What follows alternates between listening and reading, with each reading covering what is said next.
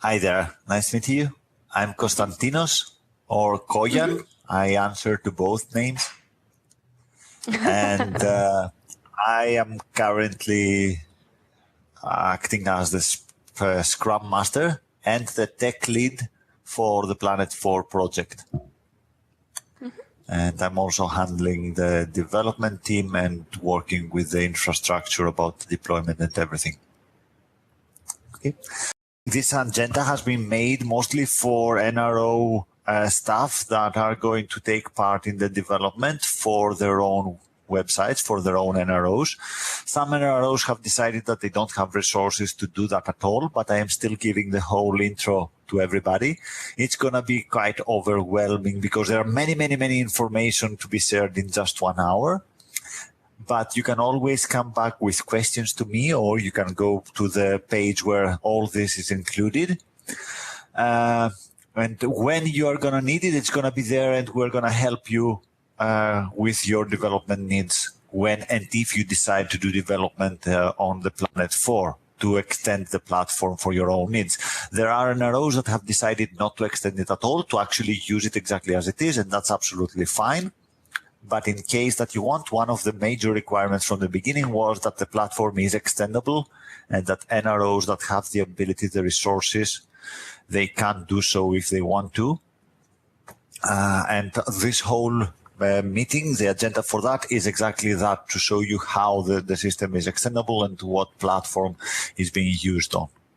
Okay, so I have sent to Skype 3 URLs. The first URL, the one which is Planet 4 Greenpeace Create a Tech Intro, is the actual agenda for this training, for this introduction, and I'm gonna go through them as they are over there.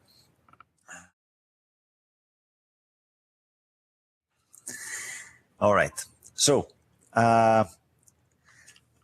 global architecture. So we decided to use WordPress, a CMS open source platform for Planet 4, in order to be able to contribute back to the open source community, use resources from the open source community, have a project which is completely on the open standards. And we decided part of the requirements was that we needed a common website, something that would be able to be developed centrally, but we also wanted to give to NROs, to people who are using this website, the ability to extend it as they want. So the architecture that we went was that we have a core system and we have repositories, GitHub repositories, where every NRO can control additional things that go on top of that. Because of this, though, because of this platform, the fact that we have a core and multiple satellites that are sitting on top of the core, and those are more than 40, we calculate, and if you include the mini sites that are going to be there, it's going to be more than 60 or 80 at some point, websites that are using the same core. It's not possible to have the core be responsible for the children. So the idea and the whole technology is based that if you're making modifications to your site, you are responsible for anything that happens because of those modifications. So if, for example, what happened in an NRO, not in Planet 4, was that they asked an agency to build a plugin for them, the agency built the plugin. When WordPress got updated to the latest version, the plugin was no longer compatible because it had not been built with the WordPress coding standards. So it broke their site. The agency was not available anymore, so they had no one to help them with their site. And they could not, of course, go back to WordPress and tell them, hey, our custom plugin doesn't work with WordPress, fix WordPress. This is the case here. We consider the core as stable, but then anything that you do on top of that, it's completely your responsibility if it breaks something.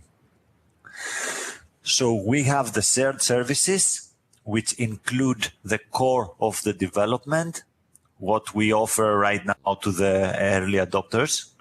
We have the hosting of the system, the automatic deployment, the automatic testing. It does not include the development that you will do on your own site. Okay.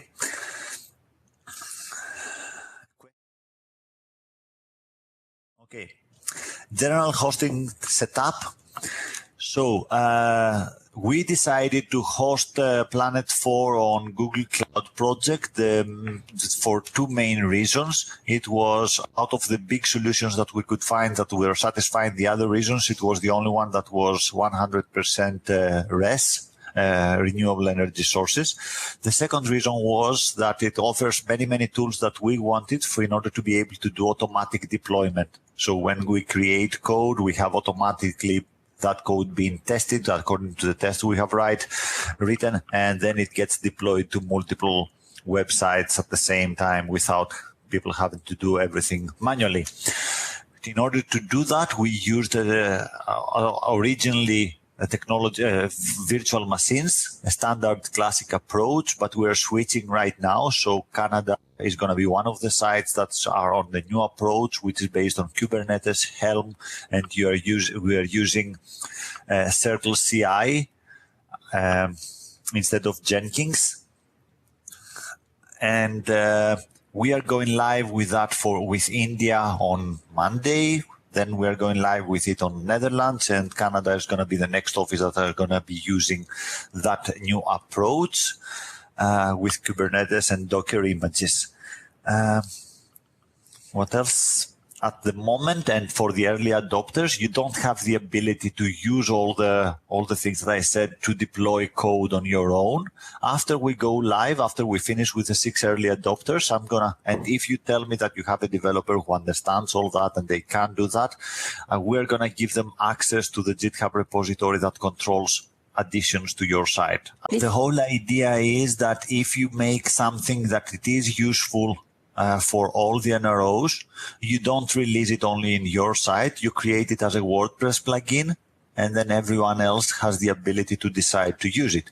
If you make some functionality that is good and should be used by everybody else, let's say, I'm just giving an example, a very smart Twitter integrator, okay, that I'm guessing that everybody else would want to use, then we would take your code and we would put it in the core code so that would be automatically be deployed to everybody. And then it will be part of the core, so we would take care of it afterwards. It would be according to our code standards. From the moment that it is part of the core, you don't have to worry about it being compatible in the future.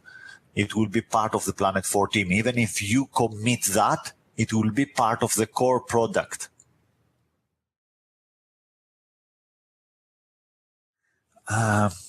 NRO sites and development. So once the Google Cloud hosting is created, which we have already done for you,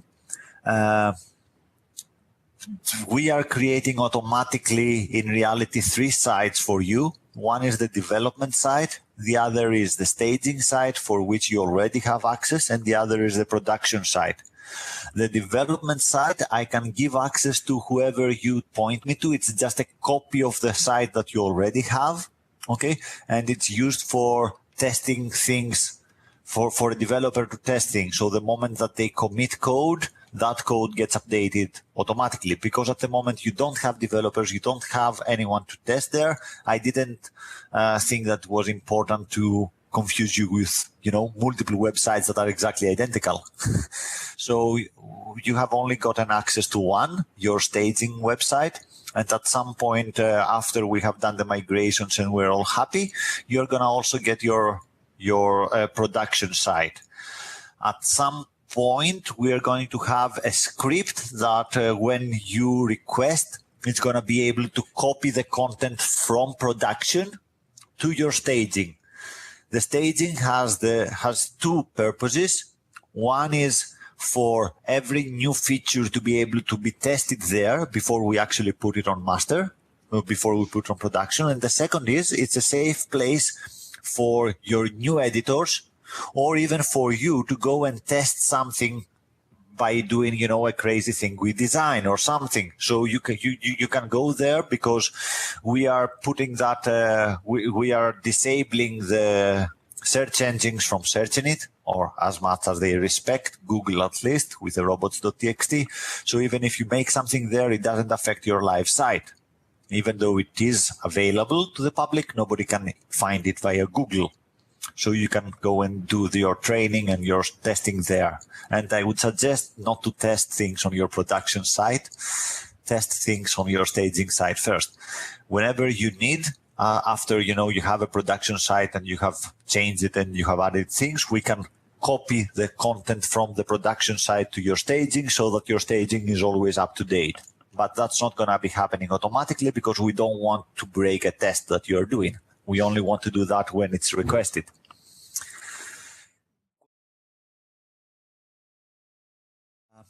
How to approach local development. So any developer that wants to do development will have to do development on his or her own machine. We have written instructions that have been followed by our team and by at least 2 people in New Zealand and 2 people in the Netherlands and someone in Belgium, even though they're quite far away from going live or something.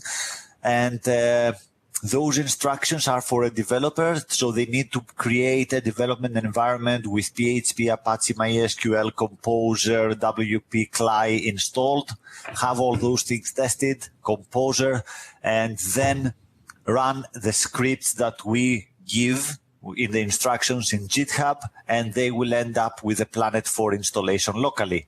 We expect that any development happens there. People see whatever they can, whatever they are making on their own machine. After they have seen whatever they can, then they can push to GitHub their changes. I'm putting that there because there have been requests from people who wanted to do development directly on a server, and the answer is no.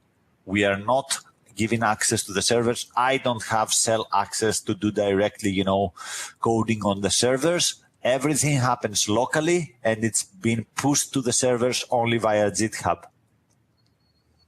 Okay. One thing that I'm saying at the end, if someone cannot follow the instructions that we have written for the developers, then they should not be developers. And it's quite harsh, but we had requests from people who could not understand how to set up PHP or MySQL or Composer on their local machine.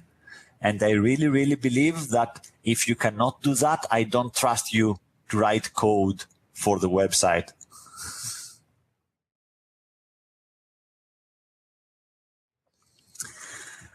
Coding standards. We have decided to follow WordPress core coding standards and best practices. We have an FAQ for the developers. I still have the FAQ in a Google, document, and I have to transfer it into the handbook. We went for the strictest standards. We worked with a company called Human Made and with Automatic, who are both core WordPress contributors. We had them do code review on the first months of everything that we were doing to make sure that all our developers go with that. The main reason is that, 2 reasons. First, with following the coding standards like that, it's easy to do automatic reviewing. So before we even arrive to the manual reviewing of the code, we have Circle CI look at the code and tell us, this looks bad. And that's only possible if you follow coding standards. The second is by following coding standards and coding practices from WordPress, we minimize the risk that something that we do is not compatible in the future. I would urge anybody who is trying to do local development on anything, either for the core or for even, only for your website, to use the same coding standards. It will save you much, much trouble in the future. If you're doing it for the code and it doesn't follow the core standards, it will just not pass code review and it will not go into the core. But, if you're doing it for your own office, it will just make sure that you have less conflicts and you have less things to worry about, when WordPress gets updated to the next version.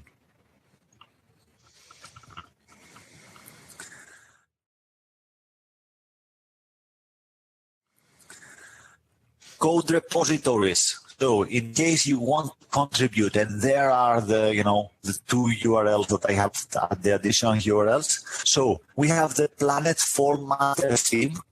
which is all the common parts of the functionality and the design that is in the core. Okay, we have the child themes, and I have shared with you the child theme for Canada.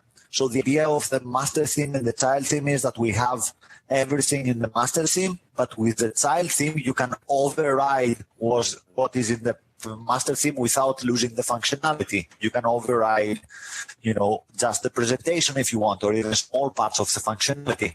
And Planet 4, the handbook, the website that you're seeing right now, is an example for exactly how to do that. So this is Planet 4. It looks completely different from the Planet 4 websites of Greece International and New Zealand that have gone live, or from your own website. And it's only accomplished by changing the CSS and one file of HTML in the child theme for this website.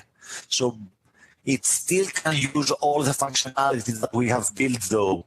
So it automatically gets, all the plugin blocks of the building blocks of the pages, the navigation with the tags, the GP Media Library integration, everything that we do gets automatically added here, but it looks completely different. And that's the idea of the child theme. We have instructions about any front-end developer that wants to modify your child theme once you get to that point. Right? The moment that I create a new website, like as I did for Canada, I automatically create an empty child theme. It's the repository I sent to you, which once you tell me that you have a developer that wants, and knows, and you trust them to modify that, I can add their GitHub to it and they can do modifications to it.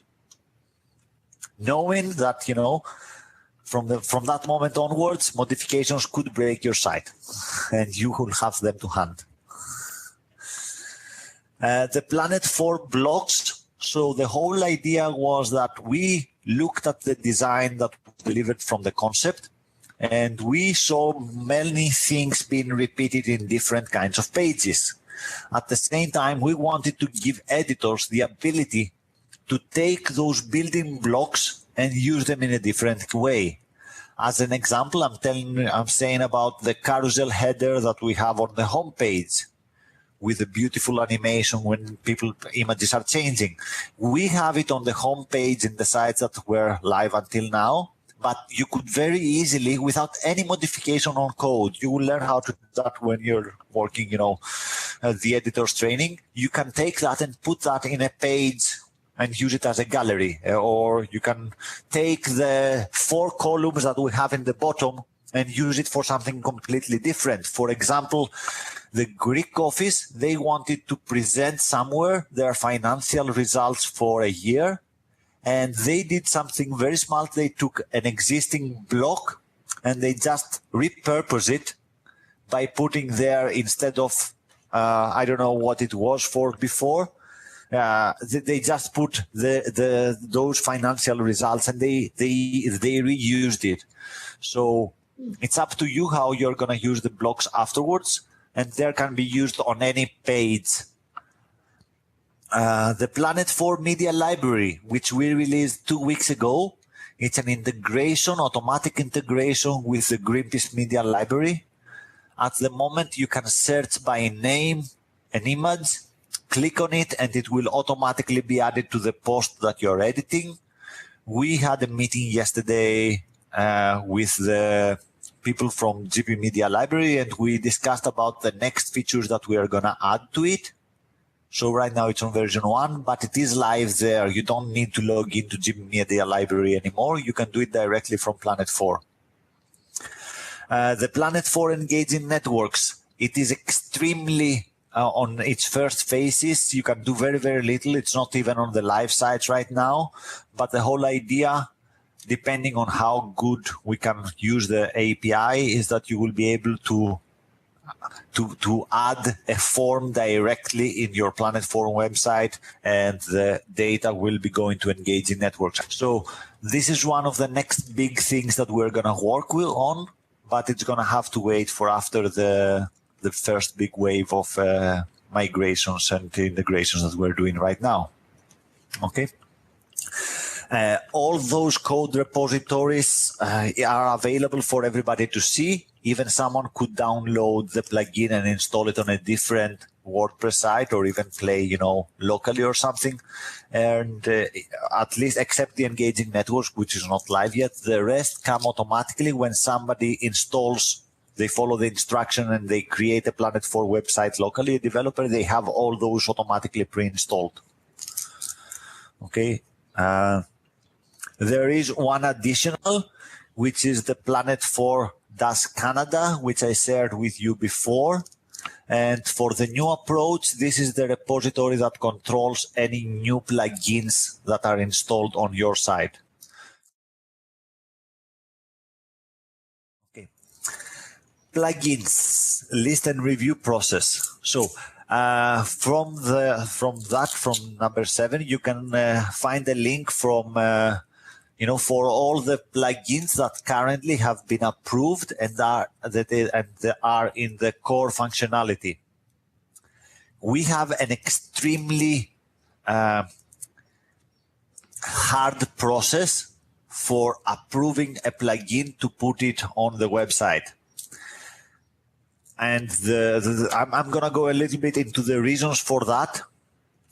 WordPress on its own is it's not unsafe. One of the criticisms that we met when we said that we're going for WordPress was people worrying about security. But WordPress is not inherently unsecure. It serves around half of the internet, or that's what they're saying. What the problem is that and the big power is that there's an extremely big number of plugins have been made for WordPress, but they have been made from third-party developers, and there's no auditing really for those in the way that there's extreme auditing when somebody makes a contribution to the actual WordPress core. So if you look at the vulnerabilities that have been and all the websites that are there that have problems from security and they are on WordPress, the vast majority of those, they are not because of WordPress itself. They are because of vulnerable plugins that were added to those websites. Additionally, some of the plugins, they are doing 20 different things while we need only one. So we have decided to take the extremely hard stance against plugins. We are not saying that we're not putting plugins. We are putting plugins, but we are testing them like hell before we agree to put them on the website. And the process is exhausting on its own. So what do we do? First of all, we never say that we want to put that plugin there. We never define a plugin. And if you ask me if we're going to put that plugin, the answer is always no. We always define what functionality we want. We define that we want, very, very well the functionality. We want this to happen. An example, someone requested that we add the meta headers that are being used by Facebook when they scan a page. That was a very specific functionality. That functionality, when we tried to see how it's being added on WordPress, we found out that it's being added by many different plugins. Some are doing only that. Some are doing many other things under an umbrella of SEO.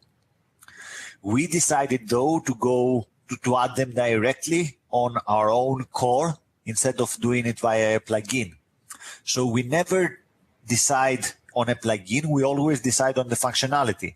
After we see, we decide that we want some specific functionality, we look to see if it can be done with the core of WordPress. If not, if there are available plugins that can do it and we approve, and if they are not, how we can add them directly to the core. We have added plugins like the redirector. Some of our criteria after we see that's a good fit functionality wise is to check their reputation, how many security problems they had in the past, if they are abandonware, if the developers are responsive. We don't mind paying for a plugin if, it's much better. The cost is usually much lower than developing something. But we don't accept things that have security issues or had security issues in the past. Developers have not replied to anybody in months. After we see that, the reputation, we actually do a code review, first automatically and then manually, at least for the first versions, going through the code of the plugins to see that they don't have security issues. In the 17 plugins that we have reviewed until now, we found security issues in more than 10 of those. We follow then a procedure about responsible disclosure. We contact the developers. We tell them about the security issues.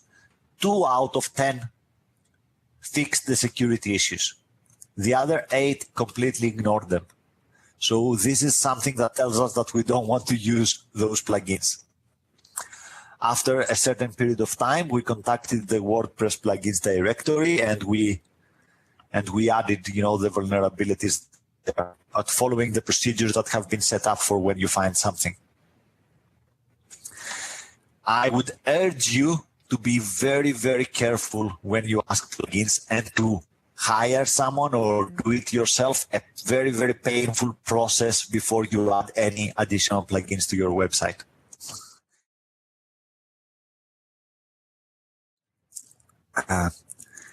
The process of the release. I hope I'm not becoming too technical or something. This is just the process for you to know. So the whole idea is that we are working as a development team using Scrum, the Scrum methodology, or at least as close to Scrum we can use by not being in the same room. We have a sprint, a circle of working of 1 week, which starts every Wednesday and finishes every Wednesday. So the whole idea is that issues, bugs, or new features that are being added in Jira at any given point, and the product owner, Kelly, prioritizes those and decides which ones are the ones that need to go and happen first and which ones can go down. And some cases, something goes down, because other things, pop up and become more urgent all the time and they may never happen. But that's the whole idea of continuously prioritizing things. At the beginning or planning of each sprint, the development team picks the things that have been marked as with the highest priority. So let's say that there are 400 issues. On every Tuesday or every Wednesday when we meet for the planning, we look at the 20 top and we say, okay, do we have enough resources to do those 20 or those 10? We decide how many we're going to do this week. For that week, we work only on those issues, unless if something really, really urgent comes down. But most things that come, they are not really urgent. They can wait, for next Wednesday to start. So we're trying not to change things inside the week a lot. Development starts we're trying to do a lot of development, and sometimes things go from the 1 week to the next. Every Friday and Monday, we are trying to do user acceptance testing of everything that has been developed until that moment. Okay. If the user acceptance testing passes, then we are doing a release of all those things. If it doesn't pass, it goes back to the developer. And we're doing again on Wednesday the user acceptance testing, usually for much fewer than before, and we're doing the release then. And it starts again. Sometimes we find out that they were not so well defined, or while we're trying to develop something, more questions arise, and some things get pushed to a next week or to a next week. So they get released 2 weeks later. But the whole idea is that you could file something on a Thursday. If it's not something that is deemed extremely urgent, nobody will start working on it quite possibly until next Wednesday. If it's not urgent at all, and it will not make the priority. Nobody will start working on it until it's becoming a priority. And from that Wednesday, it could be either Monday or next Monday it's released.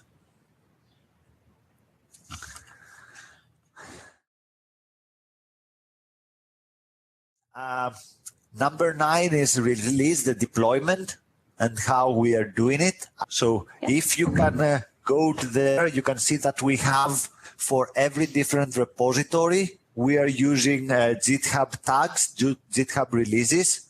So whenever we believe that something is stable, it has passed all the UAT, we create a new tag for a new version. That's the first step. Then on the composer file, the composer JSON, we are changing the versions of the plugin or the master theme. So you can see there that in that example, I changed it from 1.3 to 1.4, both for the master theme and the blocks. And the moment that we commit that composer JSON in the repository, it automatically triggers a deploy to the staging site. There is one additional step, which is a manual step. Someone has to go and click a button and say what is on the release, the code, put it to the production. But that's the process in a nutshell. We create new versions of the plugins that we are working on, or the master theme. We change the composer file to use those versions, and we commit it to GitHub, and the rest happens automatically.